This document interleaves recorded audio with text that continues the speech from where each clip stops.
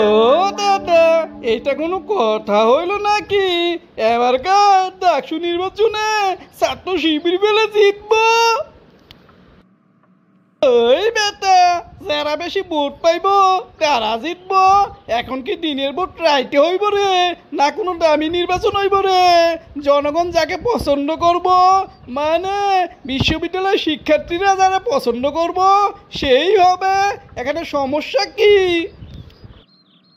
এই দাদা, সমস্যা মানে ওই ওরা নির্বাচিত হইলে বিশ্ববিদ্যালয়ে মসজিদ বানাইব, মসজিদ সবাই নামাজ পড়াইব, বোরকা পড়াইব।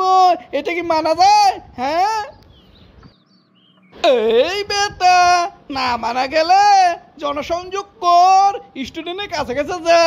তোর না লাল প্যানেল আছে, তোরা 3জন আন্দোলন করলে 9জন ক্যামেরাম্যান আইয়ে তোর গ্রুপ পাস করতো না রে। এই আমার প্যানেলটা পাশ করতো সেই যোগ্য লোক তো নাই। শিক্ষার্থীরা অন্ধ অন্ধ, ওরা বুঝে না, না বুঝে এদিক এদিক ভোট দেয়। আঙ্গমতো প্রগতিশীল, আঙ্গমতো নাস্তিক কেউ আছে নাকি? যদি তারা বুঝতো আঙ্গুরই ভোট দিত। এই বেটা, তা তুই কয়টা ভোট পাইবি রে শুনি? এই দাদা, চিন্তা করো না, আমি গইনা গইনা 4টা ভোট পাবো, 4টা।